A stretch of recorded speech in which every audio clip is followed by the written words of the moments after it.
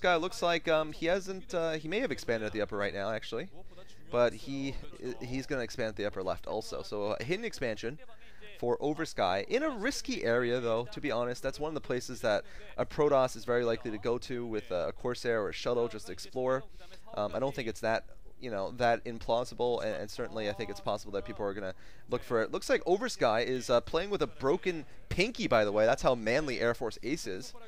They play with broken limbs, as Reach does very often, with bullet wounds. Actually, many bullets inside of them actually being shot at. But Oversky only playing with a broken pinky. That's pretty significant, though, seriously. I'm pretty impressed that he can do that. He can hold the mouse still just as well. All right, looks like Oversky's got a lot of Hydras moving out. And you know, broken pinky or not, or whatever, he is threatening ROCK here. ROCK with some High Templar, though, so he should be able to hold off plain Hydralisks pretty well. Possibly drop? No, just speed looks like for Oversky, but maybe drop. We usually don't see this at all, especially not such early Overlord speed for not much good reason. I mean, it's not like there's Corsairs or DTs, so it's likely, or it's possible at least, that we're going to see drop from Oversky. And looks like TheROCK might decide to storm another Overlord. Maybe that's what he's thinking. He's building mass cannons here in the front. This is not the way to victory, though, TheROCK, when you're far behind and you're just going to build more cannons. This is the way to playing big game hunters, not to winning in Pro League. Looks like why are there Dragoons? Why were there ever Dragoons? I still don't understand. I mean, they're not very good anti-air. And oh yeah, Oversky is going to be going for some Hydralisk drops. This is going to be painful for TheROCK, who only has these 4 High Templar basically, and no mobility, no Reavers, nothing else. If those Templar go down, that's it for his defense, I think. He has no econ compared to Oversky, who's got 3 or 4 bases right now. Lots of hatcheries pumping. There's Oversky's Hydras going in. Storm in the middle. Pretty good storm this time. Not such a good storm this time. Good dodging from Oversky. Good storm this time. But it looks like there's only 4 storms coming in. Good dodging once again by Oversky, who's managed to survive with still most of his Hydras, and the damaged ones become Lurkers. So good morph there by Oversky, conserving his space, basically conserving his units, and taking the weakened ones, who will be full health Lurkers by the time they finish morphing. Archon goes down. Storm going off on the Hydras. Good dodging once again from Oversky. TheROCK, I think, smells what's going on. Oh! No, but he does get a good storm on the eggs. So before Oversky can get those out, TheROCK gets a critical storm right there, managing to catch the Lurkers, and the Lurkers were badly damaged already, because they had the eggs were badly damaged because the Hydras were badly damaged. So the storm actually killed off like 3 Lurkers there. Only about 1 Lurker alive. However, Oversky is putting tons of pressure up. Archon forced to run away from these range upgraded, speed upgraded Hydralisks, which are a big threat. I mean, right now, all TheROCK has are storms, because those melee units just get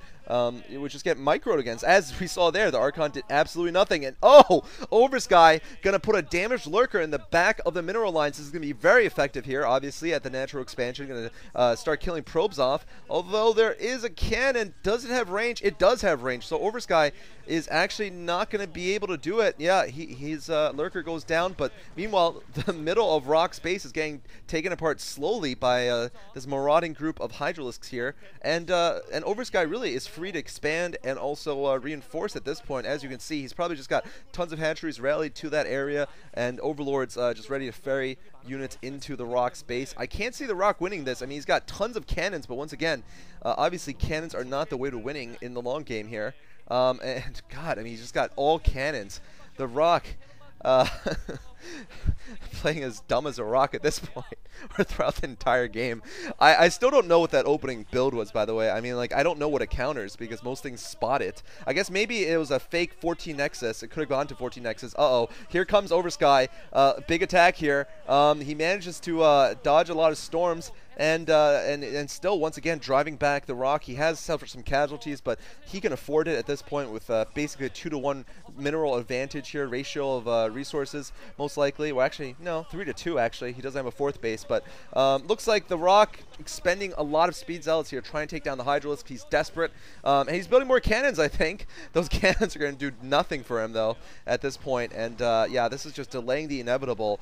Oversky tearing TheROCK apart piece by piece. It is very fun to watch. It's certainly painful to experience, I'm sure, because, you know, as the Protoss, you do have a defensive advantage, but, you know when the Zerg has a piece of real estate in your base and is continuously flooding in with drops, that eventually your defenses will fail. And here Oversky is completely just, you know, has pushed the defenses past where they could go. I mean, basically at that point, ROCK was locked into a situation where he basically could not win unless Oversky committed some massive mistake, like a straight-on attack into cannons or something, because you know, TheROCK was pinned in. He had to keep all of his units inside of his base to defend.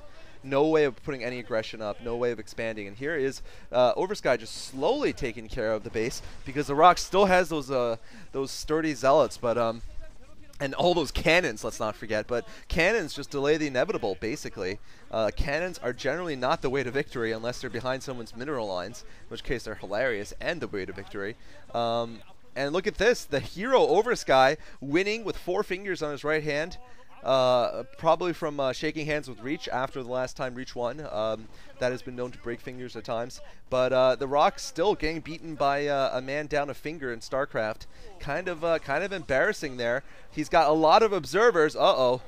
Why? Why does he have a lot of observers? I don't know. Why did he make those Dragoons? What was that build once again? I mean, I think it may have been a 14 Nexus, actually. He was thinking about doing 14 Nexus, and then he saw a 9 pool, and he said, maybe the timing is right for me to build a Forge and cannons and cannon Oversky in, but he was wrong.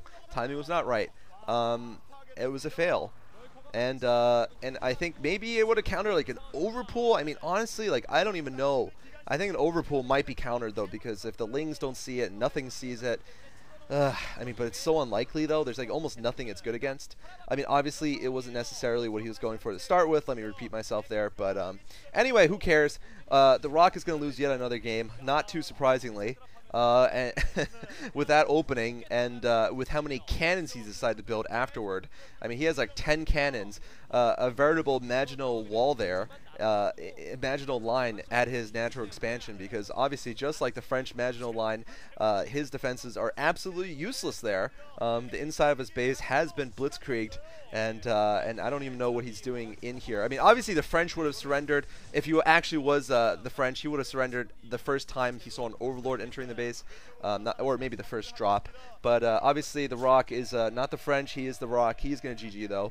His insides are ripped out by Oversky, who manages a pretty sweet victory there after TheROCK's bizarre opening. So kind of an epic fail there from TheROCK. I wouldn't call it epic though, because TheROCK isn't capable of such things.